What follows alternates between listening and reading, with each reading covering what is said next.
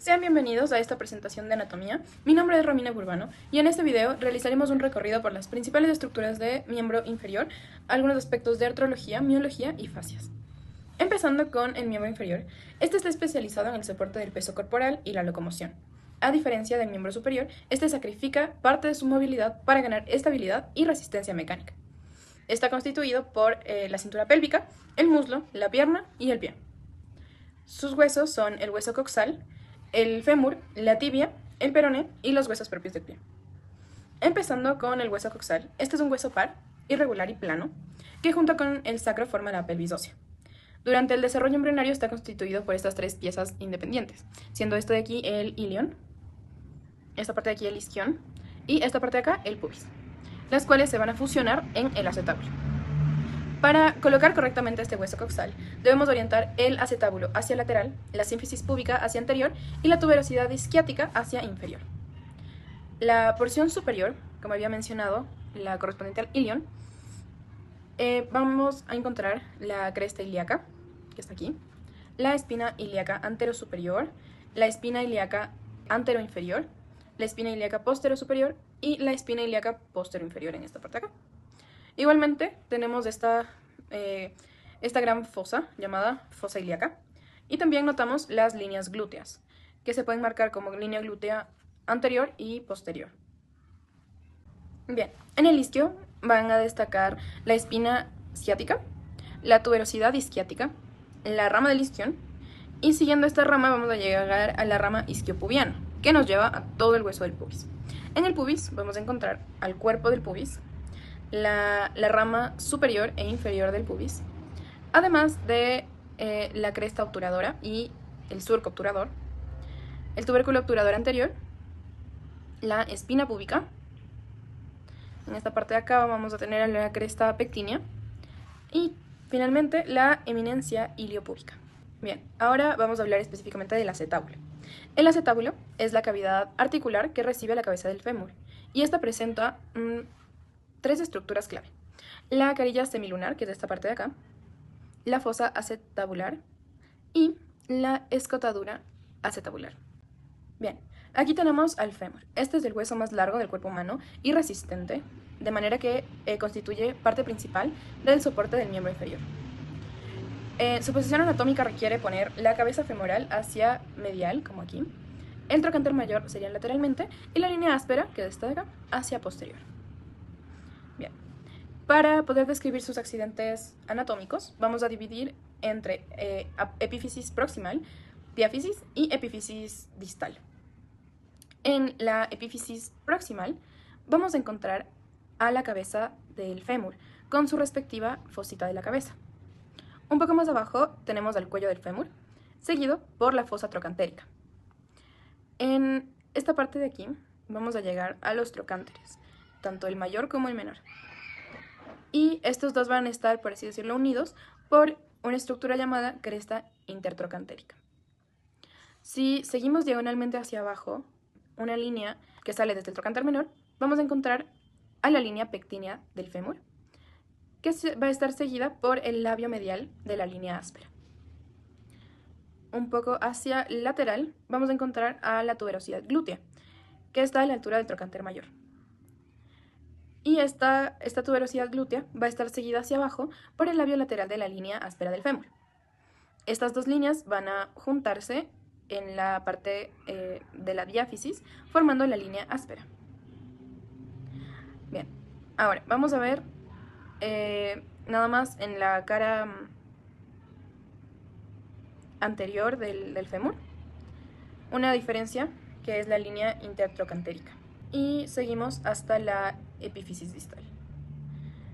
En su cara posterior vamos a tener las líneas supracondiliar lateral y medial, que van a partir desde la línea áspera en la parte de acá, como si se bifurcara. Entre estas dos líneas supracondilias tenemos a la cara poplitea del fémur. En esta zona de aquí tenemos a la línea intercondilar. Estas nos van a llevar al cóndilo lateral y al cóndilo medial, que entre sí van a formar a la fosa intercondilia, junto con la ya mencionada línea intercondilar. Si nos dirigimos hacia el cóndilo medial, vamos a encontrar al epicóndilo medial del fémur y un poco superior tenemos al tubérculo del aductor. Igualmente, este cóndilo lateral del fémur va a tener al epicóndilo lateral. Y desde una cara anterior de esta epífisis distal vamos a encontrar a la carilla rotuliana y también se van a notar tanto epicóndilo lateral como medial y el tubérculo del aductor. Perfecto. Después de estudiar los huesos, es necesario comprender cómo se unen entre sí para formar el sistema funcional de las articulaciones que permiten movimiento, distribuyen las cargas mecánicas y aportan la estabilidad al esqueleto. Desde el punto de vista estructural, las articulaciones pueden clasificarse en fibrosas, cartilaginosas o sinoviales. Las que vamos a ver a continuación son principalmente sinoviales, ya que son las responsables de la mayor parte del movimiento del cuerpo humano. Bien, aquí tenemos la articulación temporomandibular, que es una articulación sinovial bicondílea que permite los movimientos necesarios para la masticación, la deglución y la fonación.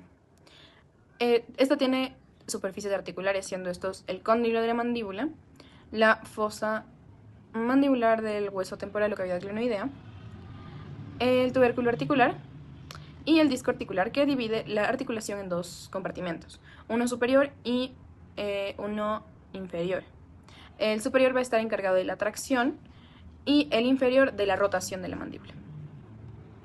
Aquí tenemos el ligamento temporomandibular, que se origina en el tubérculo articular y en la raíz del arco cigomático. Además, se inserta en la cara posterolateral del cuello de la mandíbula y su función es impedir la luxación posterior de la mandíbula o de la articulación. Tenemos al ligamento esfenomandibular, que se origina en la espina del esfenoides y se inserta en la língula de la mandíbula.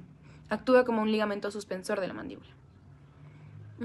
Aquí tenemos al ligamento estilomandibular, que se va a originar en la apófisis estiloides y se inserta en el ángulo de la mandíbula. Este, como función, tiene limitar la protrusión excesiva. Esta articulación temporomandibular o ATM va a permitir movimientos como la elevación, el descenso, la protrusión, la retrusión y los movimientos laterales de la mandíbula. Otra articulación importante va a ser la articulación del hombro, que es una de las más móviles del cuerpo humano. Y bueno, a pesar de ser la que tiene más movilidad, también es una de las más inestables. En sus superficies articulares vamos a encontrar la cabeza del húmero, la cavidad glenoidea de la escápula. Estos dos se juntan y van a formar la articulación glenohumeral. Tenemos al rodete glenoideo, que es un anillo fibrocartilaginoso que aumenta la profundidad de la cavidad glenoidea. Como ligamentos, vamos a empezar con los ligamentos glenohumerales. En superior se origina en el rodete glenoideo y se inserta en el tubérculo menor.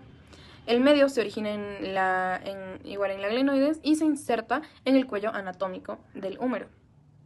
Finalmente, la inferior se origina en el borde inferior de la cavidad glenoidea y se inserta en el cuello quirúrgico.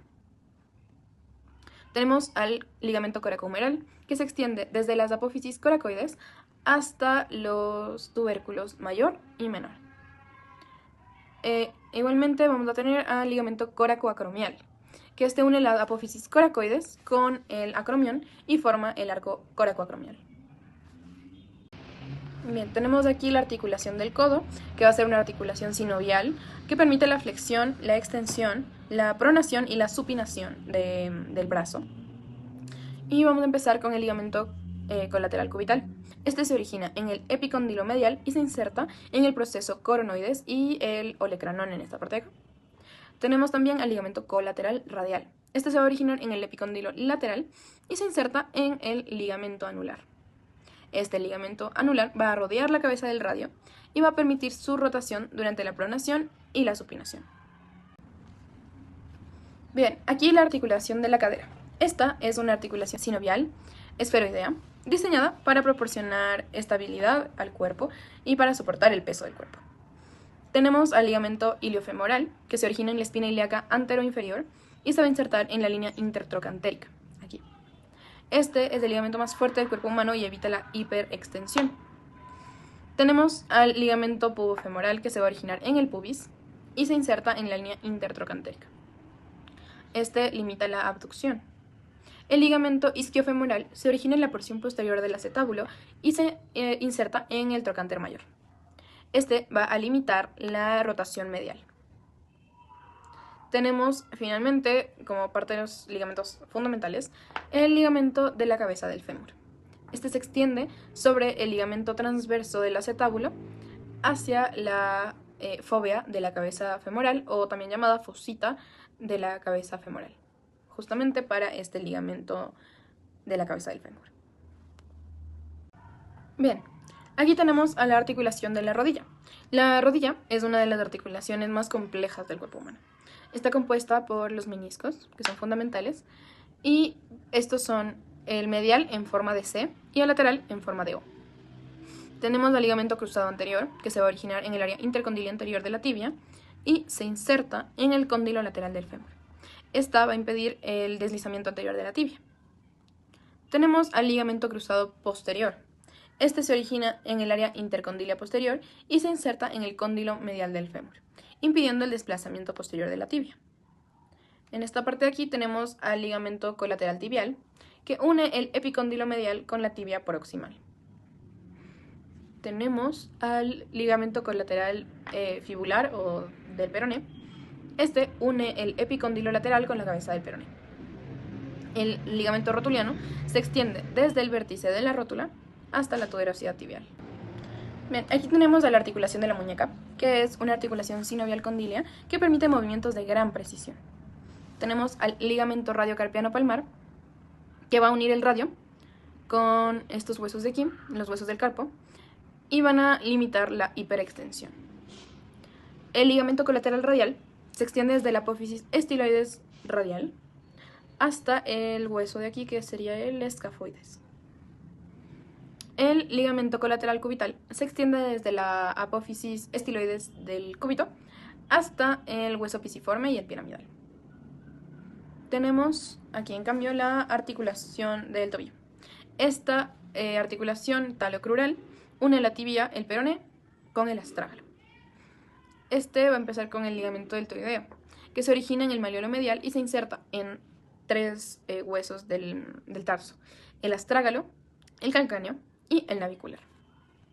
Igualmente vamos a tener aquí al ligamento astrágalo peroneo anterior, que une el malleolo lateral con el cuello del astrágalo. Tenemos el ligamento calcáneo peroneo, que une el malleolo lateral con el calcáneo. El ligamento astrágalo peroneo posterior, que une el malleolo lateral con el proceso posterior del astrágalo, en esta parte de aquí. Bien, aquí vamos a tener el músculo occipito frontal. Este va a tener un vientre frontal, aquí, y un vientre occipital. El vientre frontal tiene su origen en la aponeurosis epicraneal o galea aponeurótica, su inserción en la piel de las cejas y la porción, en la piel de la porción glabelar. Está inervado por la rama temporal del nervio facial y está irrigado por la arteria supraorbitaria y supratronclear. Su función va a ser elevar las cejas y producir las arrugas transversales en la frente. Por otro lado, el vientre occipital va a tener su origen en la línea nucal superior y parte del proceso mastoides. Su inserción está en la aponeurosis epicraneal o galea aponeurótica, inervado por la rama auricular posterior del nervio facial y parte también del temporal posterior, e irrigado por la arteria occipital. Este va a ayudar a retraer el cuero cabelludo hacia atrás. Bien, hacia abajo aquí tenemos el músculo prócero. Este va a tener origen en los huesos nasales y en los cartílagos, también propios de la nariz, con una inserción en la piel de la glabela.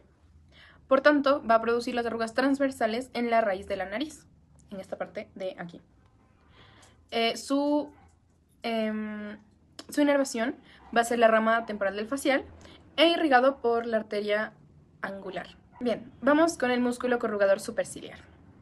Su origen es del arco superciliar, esto de aquí, la inserción en la piel de la ceja, su inervación la rama temporal del facial y la irrigación, al igual que el vientre o la porción anterior del occipito frontal, van a ser las arterias supraorbitarias y supratronclear.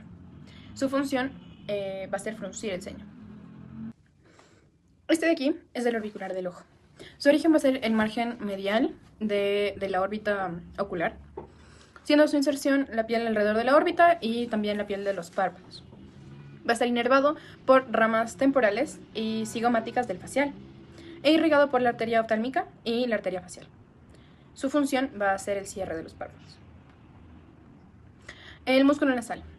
Este tiene origen en el maxilar, inserción en los cartílagos de la nariz e inervado por las ramas bucales del facial con la irrigación de la arteria facial. Y su función es dilatar y comprimir las narinas. El músculo depresor del tabique nasal va a tener un origen en la fosa incisiva del maxilar y una inserción en el tabique nasal. Su función es descender este tabique. Aquí también tenemos al elevador del labio superior y del ala de la nariz, que va a tener origen en el proceso frontal del maxilar e inserción en el labio superior y en el ala de la nariz. Va a estar inervado por ramas bucales del facial e irrigado por la arteria facial. Su función va a ser elevar el labio superior y dilatar las narinas. Tenemos también el músculo elevador del labio superior, que va a tener su origen en el margen infraorbitario, aquí, y una inserción pues, en el labio superior para justamente elevarlo. Tenemos el músculo elevador del ángulo de la boca, que va a tener un origen en la fosa canina del maxilar e inserción en el modiolo o también llamado el ángulo de la boca, la piel del ángulo de la boca, y su función va a ser elevar la comisura labial. Bien, aquí tenemos el cigomático mayor. Su origen es en la cara lateral del hueso cigomático. También se puede pensar que es del arco cigomático. La inserción en la comisura labial y su función va a ser formar la sonrisa. Su inervación e irrigación van a ser los cigomáticos.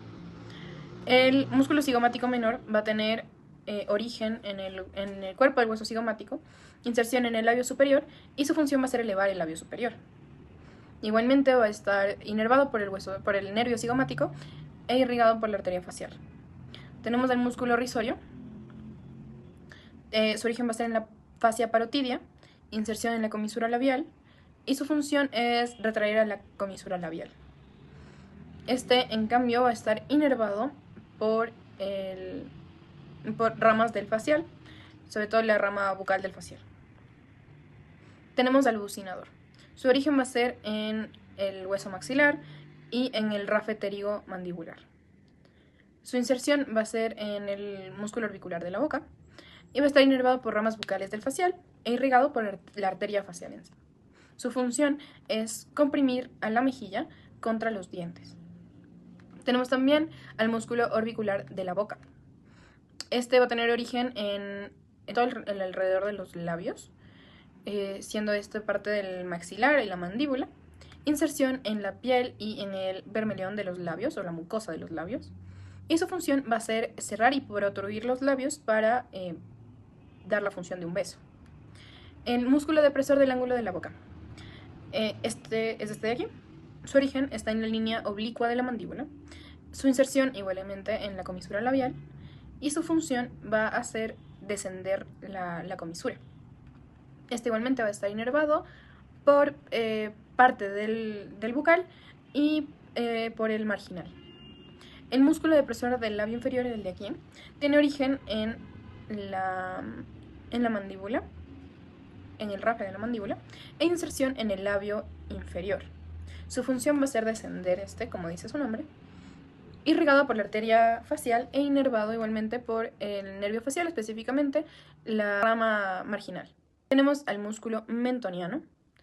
Este músculo mentoniano va a tener origen en la mandíbula, específicamente debajo de los forámenes mentonianos en la mandíbula. Su inserción va a ser la piel del mentón y va a dar función de elevar, fruncir el mentón. Y su irrigación va a ser la arteria facial, inervado también por el nervio facial, específicamente la rama marginal. Bien, igualmente vamos a tener a los músculos auriculares. Tenemos al anterior, al superior y al posterior. El auricular anterior va a tener origen en la aponeurosis epicranial, inserción en el pabellón auricular y función de desplazar la oreja hacia adelante. Este va a estar inervado por el ramo temporal del facial e irrigado igualmente por la arteria facial y un poco de la arteria temporal. Tenemos al auricular superior. Su función es elevar al pabellón auricular. Este igualmente va a tener origen en la aponeurosis epicraneal e inserción en el pabellón auricular. Tenemos también al músculo auricular posterior, mismo origen e inserción, pero su función es retraer al pabellón auricular. Aquí tenemos a los músculos de la masticación, todos inervados por ramas del B3, que a su vez es rama del trigémino. Tenemos aquí el temporal. Este va a tener origen en la fosa temporal, inserción en el proceso coronoides o apófisis coronoides de la mandíbula. Su inervación van a ser nervios temporales profundos. La irrigación serían las arterias temporales profundas igualmente, y su función va a ser elevar la mandíbula y parte de la retrusión.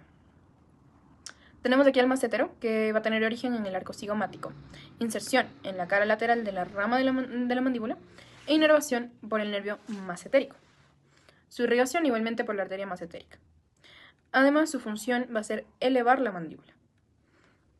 Aquí tenemos a los dos pterigoideos, el pterigoideo medial y el pterigoideo lateral.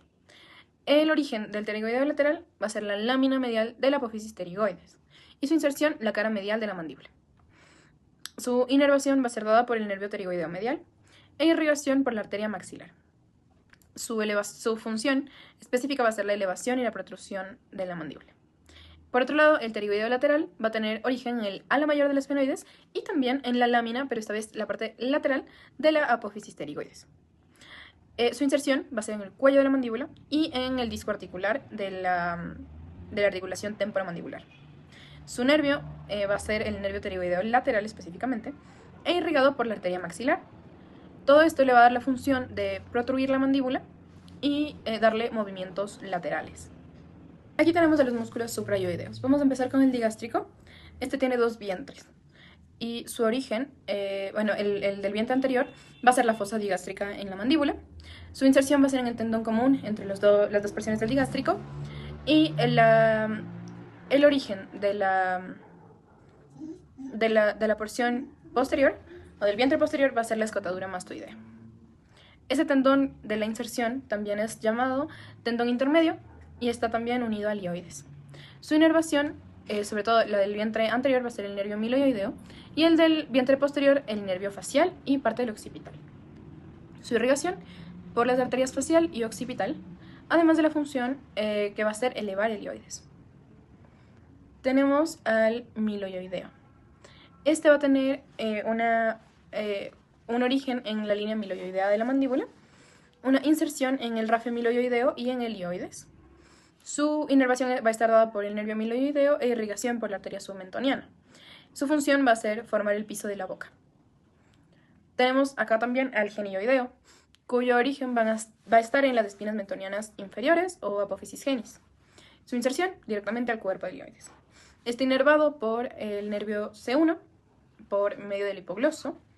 Su irrigación en la arteria lingual y su función es elevar el ioides. Tenemos al estiloioideo. Como dice su nombre, su origen va a partir del proceso estiloides en el hueso temporal y su inserción va a estar dada por el ioides.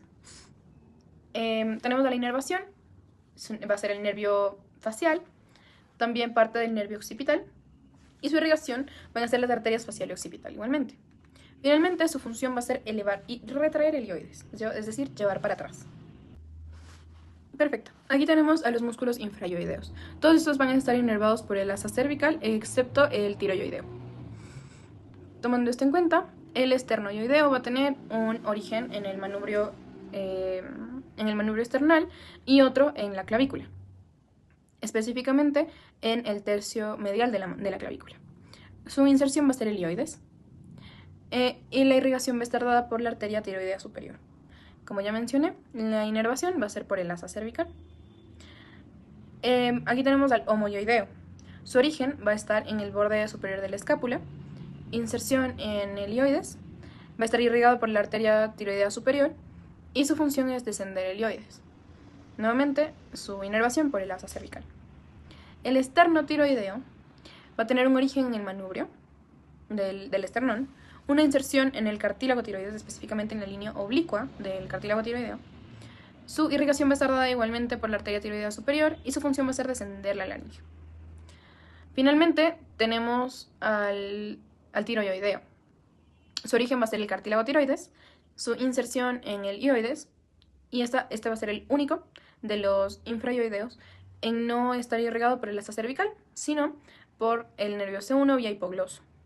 Su irrigación va a ser la arteria tiroidea superior y su función es descender el ioides.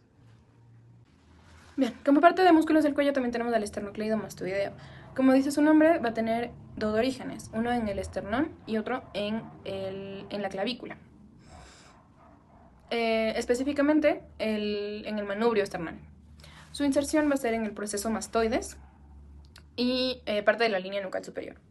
Este va a estar inervado por el nervio accesorio y su irrigación van a ser las arterias occipital y la tiroidea superior. Su función va a ser la flexión cervical y la rotación contralateral. Tenemos también a los escalenos. Empezamos con el escaleno anterior. Este va a tener un origen en los tubérculos anteriores desde la tercera cervical hasta la sexta cervical. Y va a tener una inserción en la primera costilla. Igualmente sus ramos de inervación van a ser los ramos anteriores de la C4 a la C6. Y la irrigación va a ser la arteria cervical ascendente. Su función va a ser la flexión cervical y la elevación de la primera costilla. Tenemos también el escaleno medio. Tiene un origen en los procesos transversos de la C2 a la C7, una inserción en la primera costilla igualmente, y su inervación va a estar dada por los ramos anteriores cervicales de la C3 a la C8. Su irrigación igualmente va a ser la arteria cervical, pero la porción profunda. Y su función va a ser la flexión lateral del cuello. También tenemos al escaleno posterior por aquí, que va a tener un origen en los procesos transversos de la C4 a la C6 e inserción en la segunda costilla. Va a estar inervado en cambio por los ramos anteriores de la C6 a la C8 y va a estar igualmente irrigado por la arteria cervical profunda, además de su función que es elevar a la segunda costilla. Bien, tenemos el compartimento anterior del antebrazo. Está principalmente inervado por el nervio mediano. Tenemos el plano superficial. Está compuesto por el pronador redondo, el flexor radial del carpo, el palmar largo y el flexor cubital del carpo. Bien, empezando por el pronador redondo. Este va a tener un origen en el epicóndilo medial y también otro en el proceso coronoides del cúbito. Su inserción va a ser en la cara lateral del radio. Va a estar inervado por el nervio mediano, específicamente de C6 a C7. Su irrigación van a ser las arterias cubitales y su función va a ser ayudar a la pronación y la flexión débil del codo. Tenemos al flexor radial del carpo, va a tener un origen en el epicóndilo medial, una inserción dos inserciones en las bases, tanto del segundo como del tercero metacarpiano.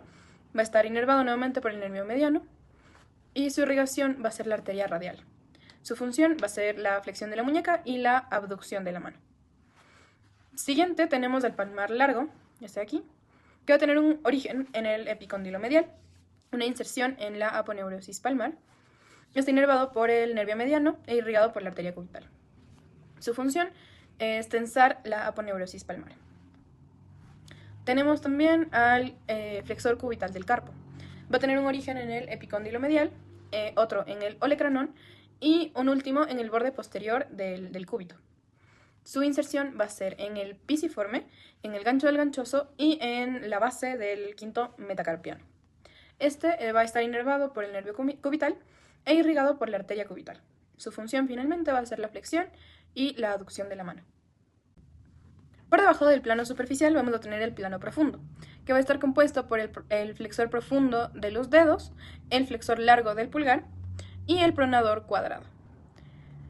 Vamos a hablar primero del flexor profundo de los dedos. Este va a tener un origen en la cara anterior y parte de la medial del cúbito, inserción en las falanges distales de los dedos del segundo al quinto, y va a estar inervado por dos nervios. Su mitad lateral por el nervio interóseo anterior y su mitad medial por el nervio cubital.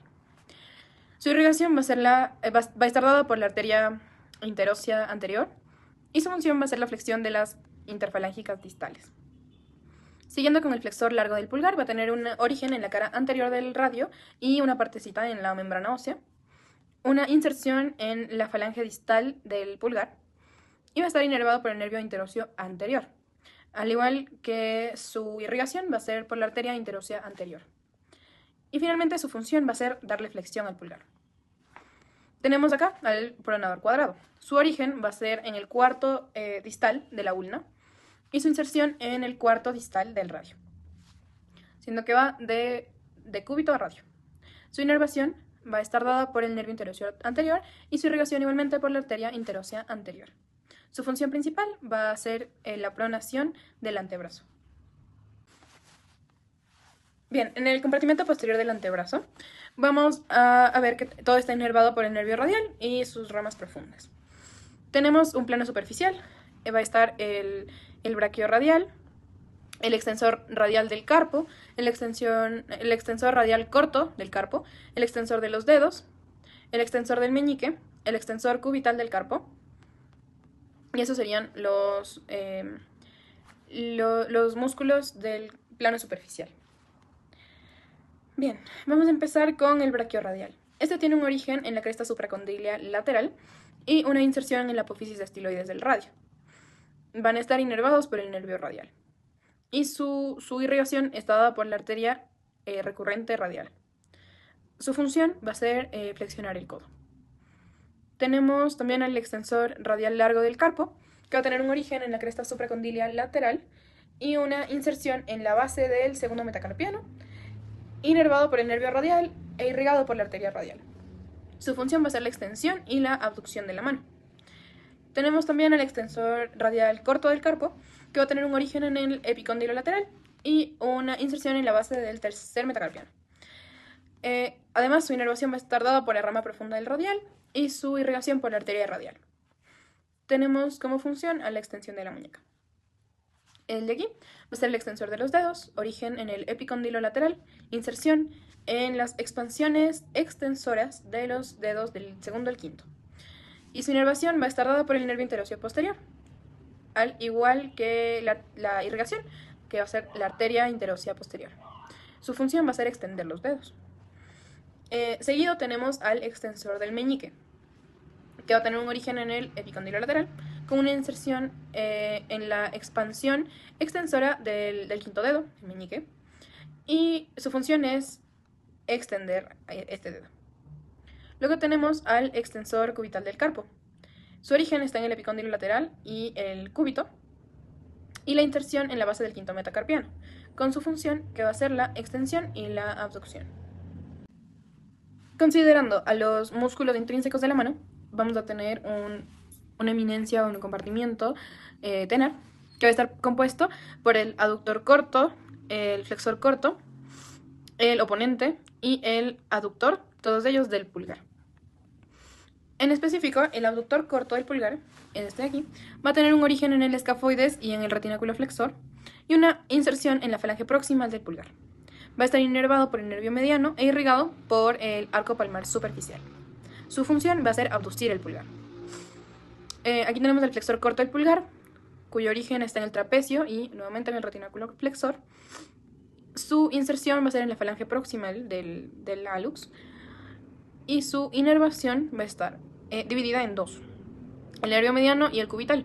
El mediano va a inervar la cabeza superficial y el cubital la cabeza profunda. Su irrigación va a estar dada por el arco palmar superficial y su función va a ser flexionar el pulgar. Tenemos al oponente del pulgar, tiene origen en el trapecio y en el retináculo flexor.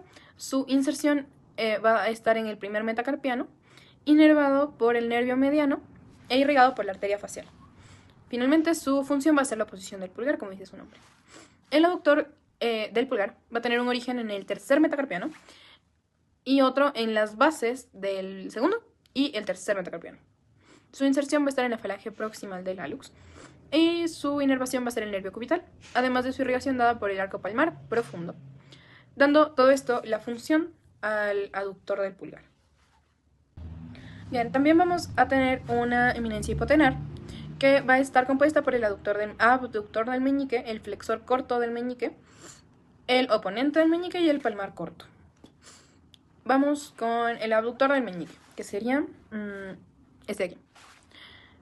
Él tiene un origen en el hueso pisiforme, una inserción en la falange proximal del quinto dedo y está inervado por el nervio cubital, junto con su irrigación que va a ser el arco palmar superficial. Su función va a ser abducir el meñique. El flexor corto del meñique va a tener un origen en el gancho del ganchoso, una inserción en la falange proximal del meñique, va a estar inervado por el cubital y su función, la flexión del meñique. Tenemos al oponente del meñique. Este va a tener un origen en el gancho del ganchoso, inserción en el quinto metacarpiano, va a estar inervado por el nervio cubital y su función va a ser la oposición del meñique. Tenemos el palmar corto aquí. Su origen va a ser la aponeurosis palmar, la inserción, la piel del borde cubital de la mano. Va a estar inervado por el nervio cubital y su función va a ser tensar la piel de la eminencia hipotenar. Estos dos últimos también van a estar irrigados por el arco palmar superficial. También vamos a tener a los lumbricales, a los interóseos palmares y a los interóseos dorsales. Empezando con los lumbricales, van a tener origen en los tendones del músculo flexor profundo de los dedos y una inserción en las expansiones extensoras. Su inervación va a ser, el primer y segundo lumbrical va a estar inervado por el mediano y el tercero y el cuarto por el nervio cubital. Su irrigación va a estar dada por los arcos palmares y su función va a ser la flexión metacarpofalángica y la extensión interfalángica. Luego tenemos a los interóseos palmares. Estos van a ser 3. Van a tener 3 orígenes, por ende. En los metacarpianos 2, 4 y 5. Y su inserción va a estar en las expansiones extensoras. El nervio que lo inerva va a ser el cubital y la irrigación va a estar dada por el arco palmar profundo. Además, su función va a ser la aducción de los dedos. Tenemos a los interóseos dorsales. Los interóseos dorsales van a ser 4.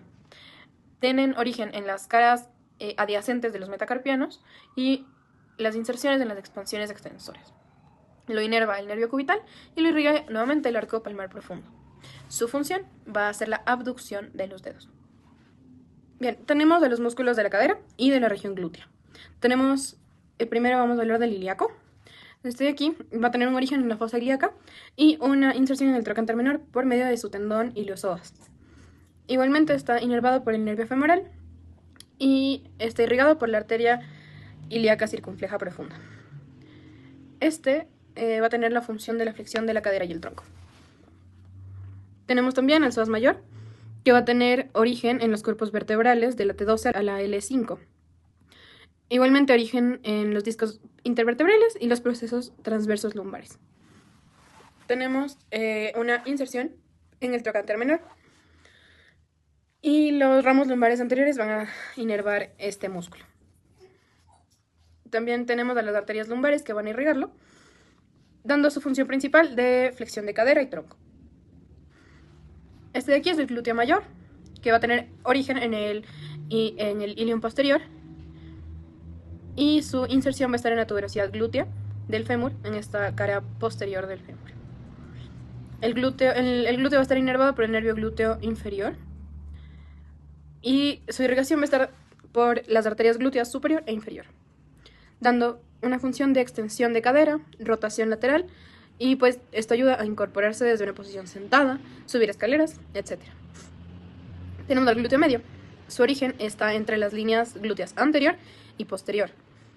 Su inserción principal va a estar en la cara lateral del trocánter mayor y va a estar inervado por el nervio glúteo superior, al igual que la arteria glútea superior, siendo la principal fuente de irrigación. Tenemos de función abducción, rotación medial, estabilización de la pelvis. Nos sigue el glúteo menor, que es este de aquí. Tiene un origen en la cara glútea del ilion, entre las líneas glúteas anterior e inferior. Está más o menos por aquí. Y tiene una inserción en la cara anterior del trocánter mayor. Justo aquí. El nervio glúteo superior lo va a inervar y la arteria glútea superior lo va a irrigar. Como funciones, este tiene la abducción, la rotación medial y la estabilización pélvica. Finalmente vamos a tener el tensor de la fascia lata, que tiene un origen en la cresta ilíaca y otro en la espina ilíaca anterosuperior. También tiene una inserción en el tracto iliotibial, que es esto de acá. Y también se puede considerar como una inserción en la parte lateral del tubérculo de Gerdy. En su inervación vamos a tener al nervio glúteo superior, como irrigación la arteria glútea superior, y esta fascia lata nos va a dar la función de tensar a la fascia lata, darle flexión, abducción y rotación medial. Igualmente vamos a tener a los músculos pelvitrocanterios, empezando con el piriforme, que va desde la cara anterior del sacro hasta el borde superior del trocánter mayor como inserción. El nervio que lo va a inervar es el nervio para el piriforme, que sale del plexo sacro. Tenemos también la arteria glútea superior como irrigación, y su función va a ser rotar lateralmente la abducción y la abducción del muslo flexionado. Tenemos el obturador interno. Este como origen va a tener a la membrana obturatriz, y como inserción va a ser la cara medial del trocánter mayor.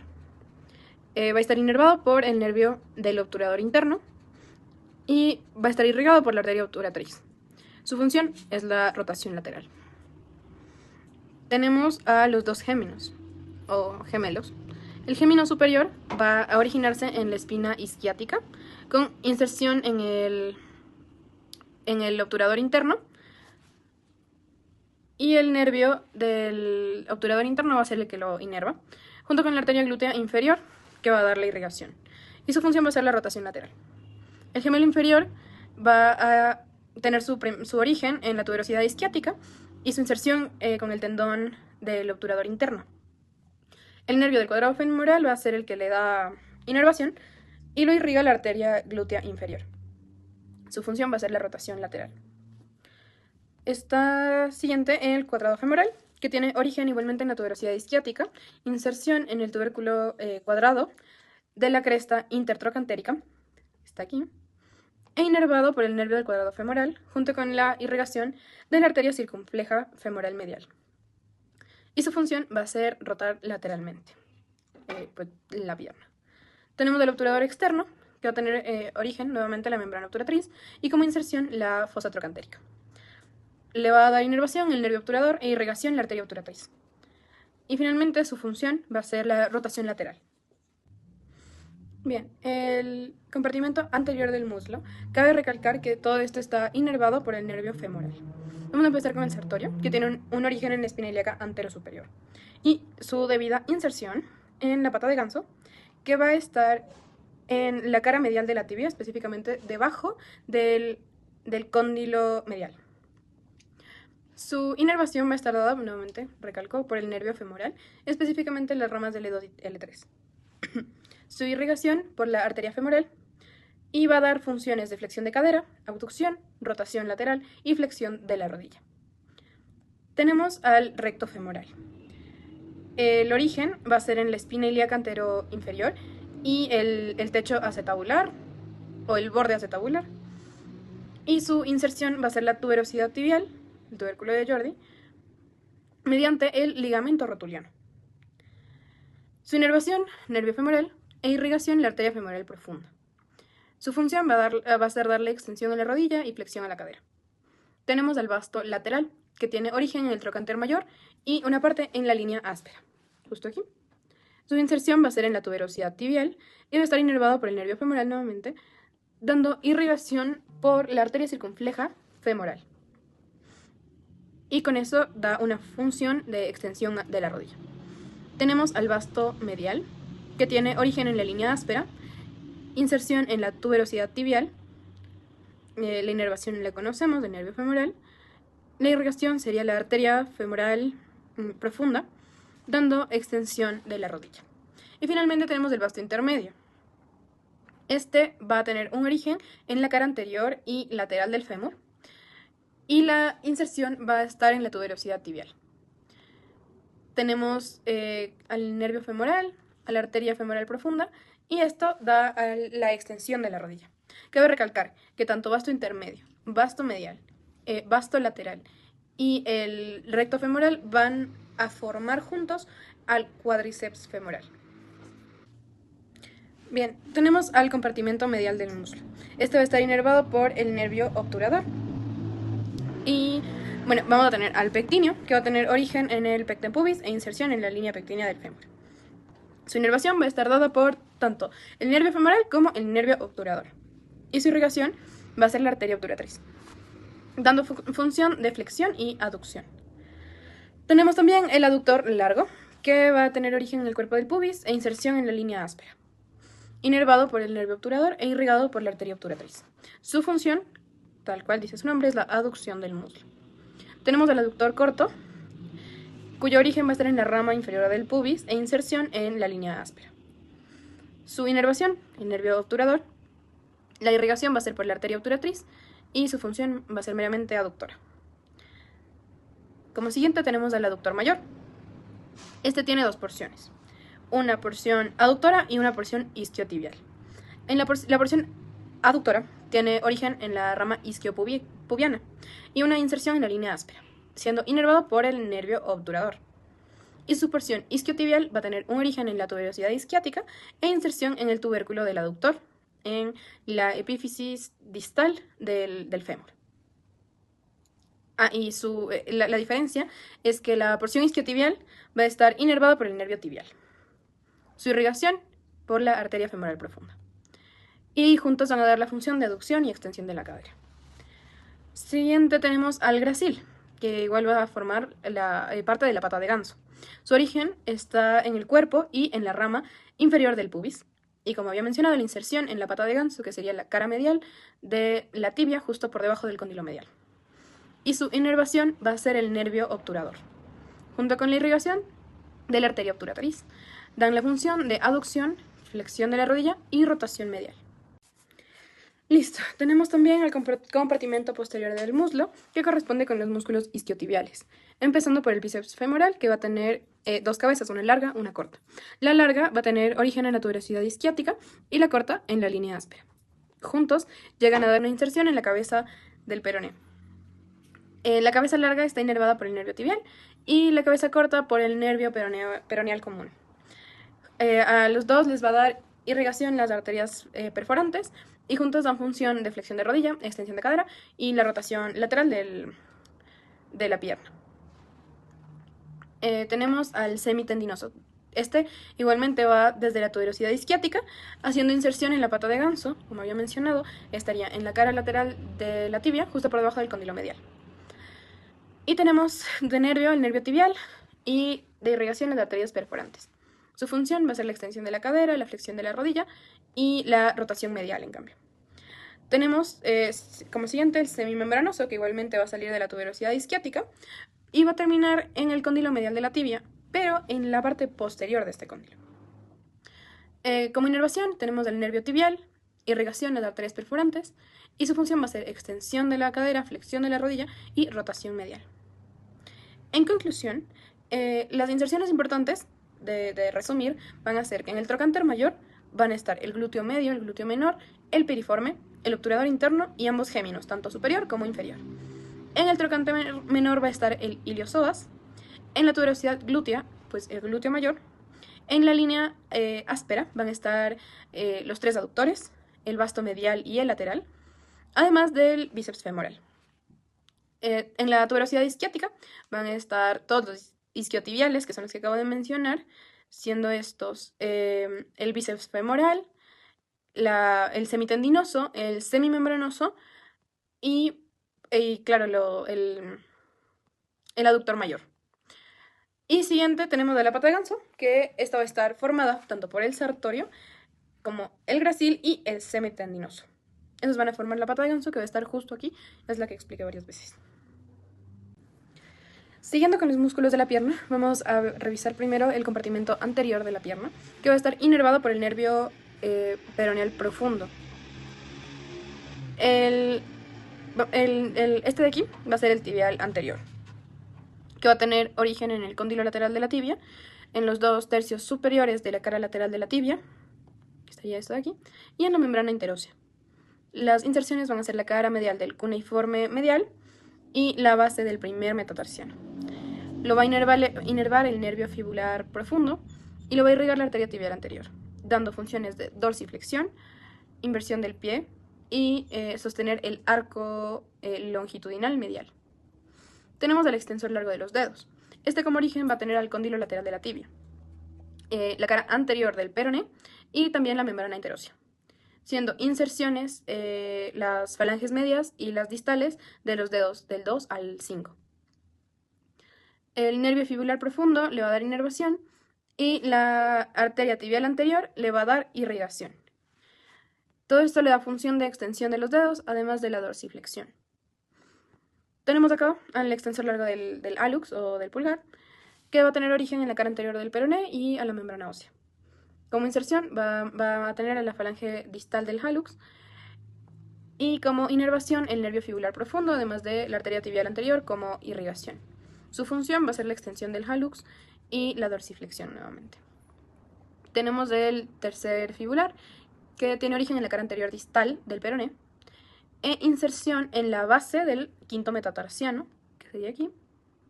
A este le dan inervación el fibular profundo e irrigación la arteria tibial anterior, dando funciones de dorsiflexión y eversión. Siguiendo con el compartimento lateral de la pierna, bueno, cabe recalcar que todo esto va a estar inervado por el nervio fibular superficial. Entonces, vamos a tener al fibular largo, que tiene origen en la cabeza del peroné y en los 2/3 superiores de la cara lateral del peroné, que sería esta de acá. Bien, como inserción va a tener la base del primer metatarsiano y el cuneiforme medial. Lo va a inervar el nervio fibular superior y lo irriga la arteria fibular. Su función va a ser la flexión plantar y la eversión. Aquí tenemos al fibular corto. Como origen tenemos a los 2/3 inferiores de la cara lateral del peroné y como inserción la tuberosidad del quinto metatarsiano. La inervación, nuevamente el nervio fibular superficial y de irrigación la arteria fibular. Como función vamos a tener eversión y flexión plantar débil. Tenemos el compartimento posterior de la pierna, que va a tener un plano superficial y un plano profundo. Empezamos describiendo el gastrocnemio, que va a tener una cabeza medial y una cabeza lateral. La cabeza medial va a tener origen en la cara poplitea superior al cóndilo medial del fémur y la cabeza lateral va a tener origen en la cara poplitea superior al cóndilo, pero lateral del fémur. Su inserción va a estar en la tuberosidad del calcáneo mediante el tendón calcáneo. Lo va a inervar el nervio tibial y lo van a irrigar las arterias urales. Su función va a ser flexión plantar, flexión de la rodilla y elevación del talón durante la marcha. Aquí tenemos al sóleo, cuyo origen va a ser la cabeza del peroné y la línea del sóleo. Este se va a insertar en el tendón calcáneo y va a estar inervado por el nervio tibial, irrigado por las arterias tibial posterior y también por la arteria fibular. Su función va a ser la flexión plantar y este músculo es característico para la postura. Bien, tenemos también al plantar, que va a tener origen en la línea supracondilia lateral del fémur. Se va a insertar en el calcáneo, netamente, va a estar inervado por el tibial e irrigado por la arteria poplitea y ayuda débilmente en la flexión plantar y también en la flexión de la rodilla. Por otro lado, en el plano profundo, vamos a tener al popliteo, por ejemplo, que va a tener origen en el cóndilo lateral del fémur, además de una inserción en la cara posterior de la tibia, superior a la línea del sóleo. Su inervación va a ser por el nervio tibial y la irrigación por la arteria poplitea. Su función es desbloquear la rodilla al iniciar la flexión. También tenemos al tibial posterior, que va a tener origen en la tibia, en el peroné y en la respectiva membrana interósea. Sus inserciones van a estar en el cuneiforme, en la tuberosidad del navicular, en el cuboides y en la base de los metatarsianos, serían 2, 3 y 4. La inervación por el nervio tibial y la irrigación por la arteria tibial posterior. Vamos a tener como función la inversión, la flexión plantar y pues eso es todo. De ahí vamos con el flexor largo de los dedos. Este va a tener origen en la cara posterior de la tibia e inserción en las falanges distales de los dedos del 2 al 5. Y la inervación va a ser por el nervio tibial, junto con la irrigación de la arteria tibial posterior. Su función va a ser flexionar los dedos y flexionar la planta del pie. Tenemos al flexor largo del hallux, o del pulgar. Tiene origen en la cara posterior del peroné e inserción en la falange distal del hallux. Este lo inerva el tibial y lo irriga la arteria fibular. Su función va a ser la flexión del dedo pulgar y la impulsión durante la marcha. Bien, ahora vamos a ver a los músculos intrínsecos del pie. Como primer plano vamos a tener al abductor del pulgar, el flexor corto de los dedos, el abductor del meñique, ¿sí? Bueno, vamos a empezar con el abductor del pulgar. Como origen vamos a tener a la tuberosidad medial del calcáneo y como inserción la falange proximal del hallux. Lo va a inervar el nervio plantar medial y como irrigación va a estar igualmente arteria plantar medial. La función meramente va a ser de abducción del pulgar. El flexor corto de los dedos va a tener origen en la tuberosidad del calcáneo e inserción en las falanges medias de los dedos del 2 al 5, junto con la inervación del nervio plantar medial. La irrigación va a darla a la arteria plantar medial y la función va a ser flexionar los dedos. Tenemos igualmente al abductor del quinto dedo o del meñique, que va a tener un origen en la tuberosidad del calcáneo y la inserción en la falange proximal del quinto dedo. Su inervación va a estar dada por el nervio plantar lateral y su irrigación por la arteria plantar lateral, dando función de abducción del quinto dedo. Bien, del segundo plano vamos a empezar con el cuadrado plantar, que va a tener origen en el calcáneo meramente, una inserción en el tendón del flexor largo de los dedos, va a estar inervado por el nervio plantar lateral e irrigado por la arteria plantar lateral igualmente, y este va a ayudar a la flexión de los dedos. Después tenemos a los lumbricales, que van a tener origen en los tendones del flexor largo de los dedos y la inserción en las expansiones de extensores. Aquí es importante porque hay una inervación propia según el lumbrical. El primer lumbrical estaría dado por el nervio plantar medial. El segundo, el tercero y el cuarto por el nervio plantar lateral. La irrigación va a estar por el arco plantar. Y la función va a ser la flexión metatarsofalángica y la extensión interfalángica. Bien, sobre el tercer plano vamos a tener al flexor corto del hallux, con un origen en el cuboides y el cuneiforme lateral. Su inserción va a ser en la falange proximal del hallux y su inervación en el nervio plantar medial. Su irrigación, la arteria plantar medial, y su función es meramente flexionar el hallux. Tenemos al aductor del hallux, que va a tener una cabeza transversa y una cabeza oblicua. La cabeza oblicua va a tener origen en las bases de los metatarsianos del 2 al 4, y la cabeza transversa, en cambio, va a tener origen en los ligamentos plantares de las articulaciones metatarsofalángicas. Juntos van a dar una inserción en la falange proximal del hallux, dejándose inervar por el nervio plantar lateral y está irrigado por el arco plantar profundo, dando la mera función de aducción del pulgar. Tenemos al flexor corto del meñique, que va a tener un origen en la base del quinto metatarsiano y la inserción en la falange proximal del quinto dedo. La inervación dada por el nervio plantar lateral y la irrigación por la arteria plantar lateral, dando la función de la flexión del meñique. Finalmente vamos a revisar el cuarto plano, empezando con los interóseos plantares, que son 3. Los orígenes van a ser en los metatarsianos 3, 4 y 5 respectivamente, y la inserción en las falanges proximales. La inervación va a estar dada por el nervio plantar lateral y la irrigación por el arco plantar. Su función va a ser de aducción completamente. Tenemos a los 4 interóseos dorsales. Van a tener origen en las caras adyacentes de los metatarsianos e inserción en las falanges proximales. Se van a dejar inervar por el nervio plantar lateral y la irrigación va a ser el arco plantar, dando la función de abducción. Bien, como resumen de las inserciones más importantes, vamos a tener que en la tuberosidad del calcáneo van a estar el tendón calcáneo, el abductor del hallux y el abductor del meñique, y también el flexor corto de los dedos. En la tuberosidad del navicular va a estar el tibial posterior. En la base del quinto metatarsiano van a estar tanto el fibular corto como el tercer fibular. En la base del primer metatarsiano y el cuneiforme medial van a estar el tibial anterior y el fibular largo. Bien, por último vamos a ver a las fascias y las aponeurosis. Las fascias son membranas de tejido conectivo que van a envolver, sostener y separar a ciertas estructuras anatómicas. Existen varios tipos, la fascia superficial, la fascia profunda. Como ejemplo se pueden mencionar el epimicio, el perimicio, el endomicio y también el esmás. Las funciones de las fascias van a ser meramente soporte estructural, protección, transmisión de fuerzas en algunos casos, como la aponeurosis sobre todo, la organización anatómica, son igualmente vías de paso para nervios y para vasos sanguíneos, y la importancia clínica de estas es que las alteraciones en las fascias pueden producir dolor miofacial, fibrosis, síndromes compresivos, restricción del movimiento, inclusive el síndrome del compartimiento, en la que se inflaman estas fascias.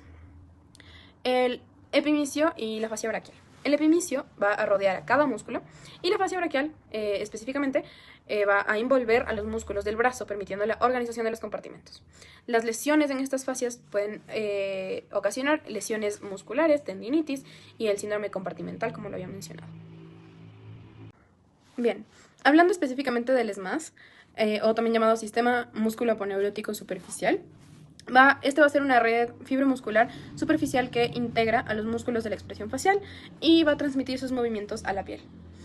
El artículo que revisamos, realizado por Santiago Granja, demuestra que no se limita únicamente a la región parotidia o a la región facial, sino que se extiende más allá de estos límites. Las disecciones realizadas mostraron que el ESMAS se prolonga aproximadamente unos 4 centímetros por detrás del cartílago del pabellón auricular, superiormente por encima del músculo frontal y lateralmente siguiendo el borde del músculo platisma en el cuello. Además, el ESMAS se encuentra en la región parotidia, en la región cigomática, la región frontal, en la parte del cuello anterior y la región retroarticular, que va a continuar hacia el cuello. Las relaciones anatómicas del ESMAS van a ser superficialmente la piel, el tejido celular subcutáneo, tejido adiposo, la fascia parotidia, la glándula parótida, la fascia cervical superficial y los vasos faciales, todos los que irrigan la cara. Voy a mencionar los músculos que según el artículo están relacionados con el ESMAS. Serían el platisma, el risorio, el orbicular de la boca, el cigomático, el orbicular de los ojos, el frontal, los músculos propios de la nariz y los músculos del pabellón auricular.